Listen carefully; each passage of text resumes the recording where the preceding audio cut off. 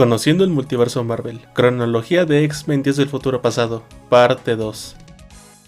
En la parte anterior de esta cronología de Días del Futuro Pasado, revisamos brevemente los acontecimientos que siguieron a lo largo de los primeros 20 años tras la muerte del senador Robert Kelly, las políticas antimutantes y las bajas significativas que tuvieron los X-Men, junto con la destrucción de su hogar. Hoy continuamos con la segunda parte sobre este universo, enfocados en los acontecimientos que ocurrieron entre el año 2000 al 2013. Sin nada más que agregar, disfruten el video. El rescate de Rachel Summers. En el año 2002, mientras Rachel exploraba una ciudad, fue localizada por Reed Richards, Sue Storm y Ben Grimm, lo que quedaba de los Cuatro Fantásticos. Pretendían rescatar a Rachel, pero ella, al estar controlada, acabó con la vida de Ben y Reed. La Mole en sus últimos momentos les recordó a sus amigos que los quería, y Reed le pidió a su esposa que huyera mientras pudiera. En medio de eso, Sue fue interceptada por Campbell, ahora conocido como Ahab. Año 2006. Ya pocos X-Men quedaban. Entre los sobrevivientes estaban Kitty Pryde, que quería localizar a Rachel Summers para salvarla de su prisión. Cuando la encontró, Rachel no dudó en atacar a Kitty. Sin embargo, fue la intervención de Bishop lo que permitió que nadie muriera, aunque eso significó que Rachel escapara. Kitty quería saber qué hacía Bishop ahí. El viajero del tiempo explicó que en 6 años, las potencias mundiales se unirían para lanzar un ataque nuclear contra los Estados Unidos, y Rachel Summers era vital para evitar ese ataque, por lo tanto su misión era salvarla. Bishop comentó que posiblemente Kitty no entendería este asunto, pues sonaba descabellado, pero ella respondió que, al ser una X-Men, una historia como esa era cotidiana. Sin embargo, quería saber cómo es que Rachel podría cambiar las cosas, así que la localizaron, y aunque les tomó mucho tiempo, lograron liberarla del control mental de Ahab, y continuaron con la siguiente parte del plan. Rachel estaba de vuelta con su amo, pero era parte de un plan entre Bishop y Kitty. Ahab se puso bastante feliz, ya que había recobrado el control de su mejor sabueso. Aunque los centinelas confirmaron que Rachel estaba a su merced, ella mostró que no era así. Su primer paso fue eliminar a los centinelas. Luego se centró en Ahab, quien decía que ella debía estar agradecida por el trabajo que hicieron juntos. Rachel le dio las gracias con golpes, y haciéndole que su cabeza se friera. Uno de los centinelas logró someterla, y consideró que Rachel debería ir a un campo de internamiento para experimentos genéticos. El mundo de Días del Futuro Pasado. Varios héroes, mutantes e incluso villanos fueron objetivos de los centinelas. Ya quedaban pocos sobrevivientes que podían seguir peleando. La Tierra, para entonces, ya se encontraba en ruinas. Casi no había diferencias entre las condiciones de Norteamérica, comparadas con Europa y Asia. En Nueva York apenas quedaban ruinas de lo que fue alguna vez una hermosa ciudad. Los humanos no estaban en una mejor posición. Para este momento la población estaba dividida en 3 grupos. El grupo H, que se refiere a los humanos básicos, libres del gen mutante, por lo tanto, eran aptos para la reproducción.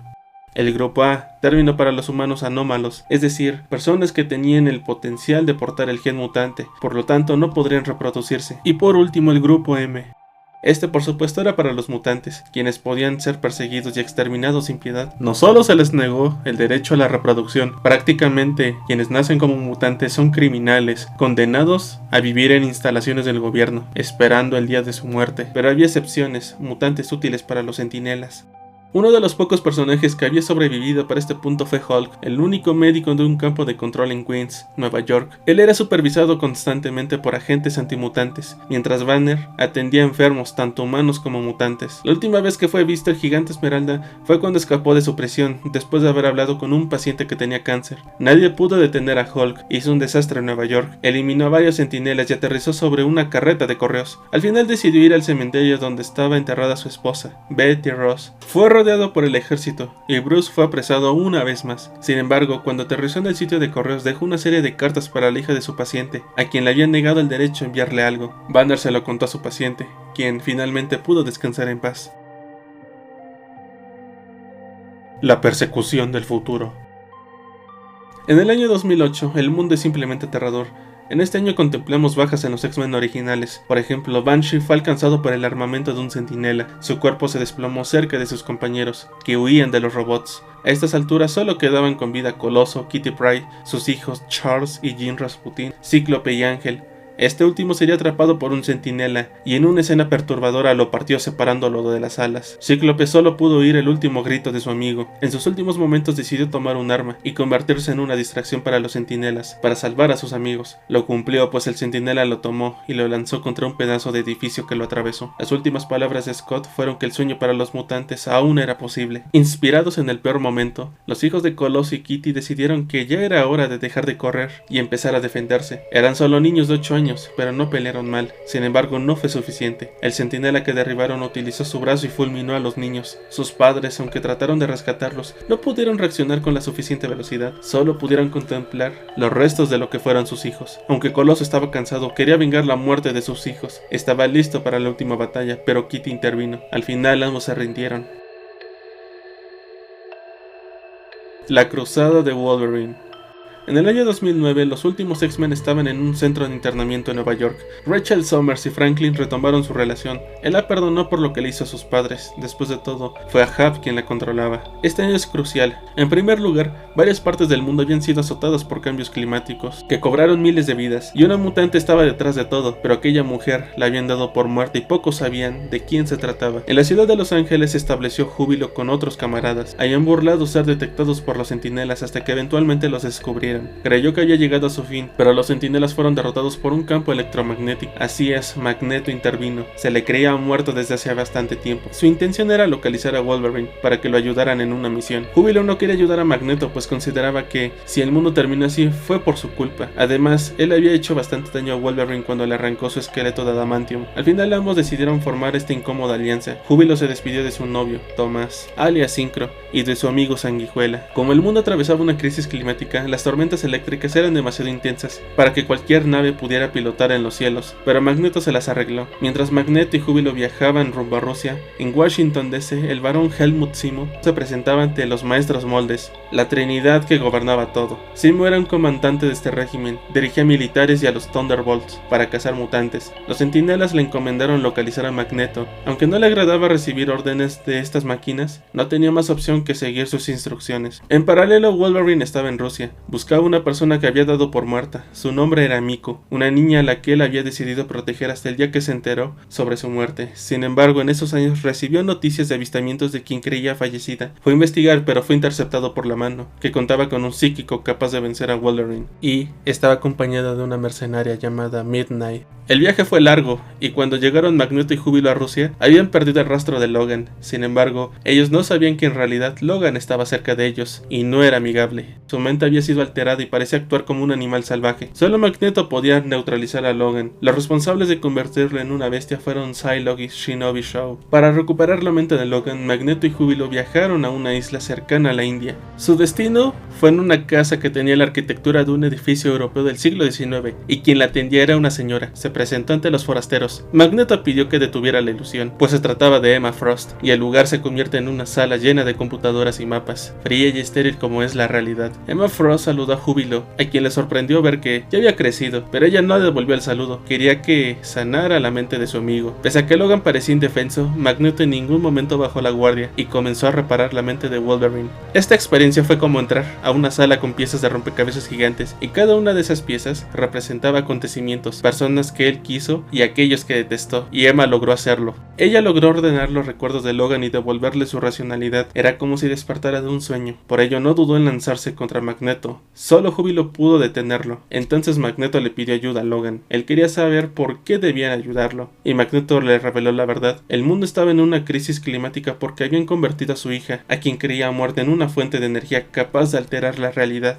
Mientras tanto, en Portland, un gran terremoto sacudió al estado de Oregon, y quienes lo sintieron fueron los amigos de Júbilo, que trataron de avanzar en los restos que dejó el desastre natural, pero una luz los cegó. La chica que dirigía el grupo era una tal Miss Jones. Ella sabía que se trataba de una especie de inspección, no dudó en presentar sus papeles de identificación, pero jamás imaginó que quien le estaba encarando a ella y a sus amigos era la milicia del barón Zemo, y se les ofreció un trato. Si lo ayudaban a localizar a Magneto y a Júbilo, él les podría devolver el favor. Mientras ellos decidían si ayudar o no a Zemo, en otra parte del mundo se estaba discutiendo sobre el destino de Wanda Maximoff. El plan de Psylocke y Shinobi era provocar más desastres, conquistar Estados Unidos y gobernar lo que quedara de ese país. Sin embargo, Psylocke detectó que Logan había sido liberado de su bloqueo mental por Emma Frost, y la pareja decidió enviar a la mercenaria a medianoche para encargarse de Wolverine, el cual ya se encontraba de vuelta en Canadá, en el departamento H, donde estaba el antiguo líder de Alpha Flight, James McDonald Hudson. Él tenía algo que le pertenecía a Wolverine, Wolverine, una nave que los acercaría a su destino. Cuando se acercaron a la presa Hoover, en Nevada, la nave fue interceptada por las fuerzas de Shinobi. Pese a la intensidad del ataque, Magneto logró protegerse junto a Júbilo mediante un campo electromagnético. De momento debían aparentar que habían muerto, mientras Wolverine se encargaba de rescatar a su hija.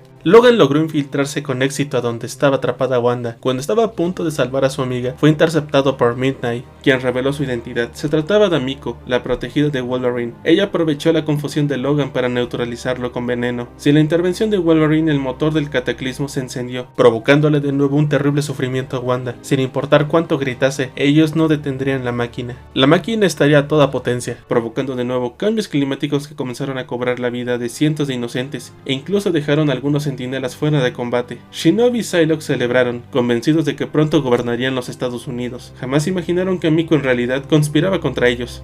Miko rescató a Wolverine antes de que terminara arrastrado por una cascada. Mientras esto ocurría, Magneto desde el otro lado consideró que Wolverine había fracasado, dejándolo sin más opción que intervenir personalmente. Para colmo, el Barón Zemo llegó al sitio donde se encontraba Wanda, acompañado de los amigos de Júbilo. Resultó que él también era cómplice de este plan. Ya no quería seguir obedeciendo órdenes de los centinelas, por lo que contribuyó a esta iniciativa de devastar al mundo. Sin embargo, apenas pudieron disfrutar el momento, antes de la aparición de Magneto. Aunque estaba dispuesto a eliminarlos a todos, Shaw fue más rápido. Se ve que Magneto vendría, por lo que instaló generadores magnéticos que lo atraparon con su propio poder, obligándolo a detenerse si quería liberarse. Aprovechando la distracción, Júbilo intentó salvar a Wanda, pero Psylocke no lo permitiría. En medio de la confusión, el Barón Zemo fue derribado. Fue obra de los amigos de Júbilo.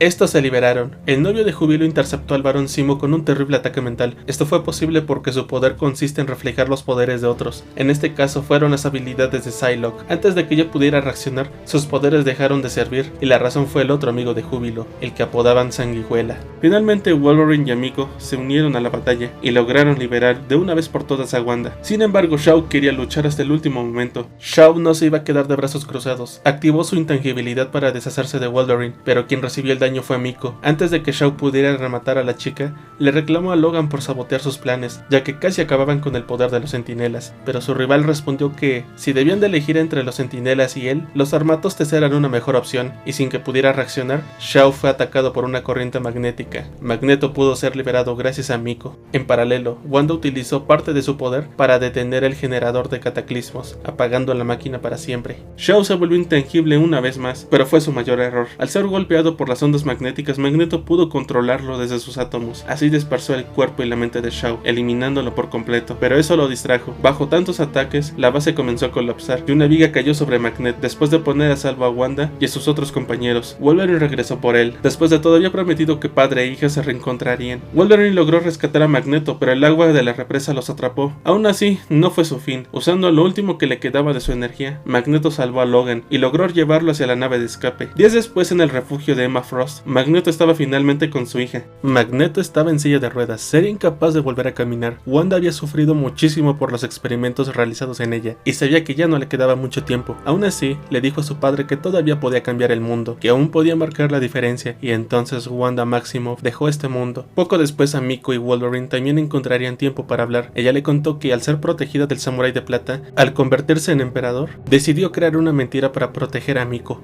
Darla por muerta fue lo mejor, ya que así dejó de ser perseguida, pero eso no le bastó. Desde siempre entrenó para ser una excelente guerrera, y su momento llegó cuando Shaw activó su máquina. En otro lugar, Emma Frost confirmó que Psylocke sobrevivió, pero quedó completamente traumatizada, por lo que quedaría a cargo de su hermano. Finalmente, Wolverine, Miko y Magneto se reunieron para hablar del futuro. Era momento de planear el golpe definitivo contra los centinelas. ¿Qué les han parecido los eventos de este universo? ¿No creen que son acontecimientos muy oscuros? Yo en particular pienso que sí, pero ni modo, así son las historias de varios universos o líneas de tiempo caídas en desgracia. No se pierdan la última parte que saldrá la siguiente semana. Recuerden seguirme en mis otras redes sociales y mantenerse al tanto de las publicaciones que hago aquí en YouTube. Ahora sí, sin nada más que decir, nos vemos para la conclusión de la cronología de X-Men Días del Futuro Pasado.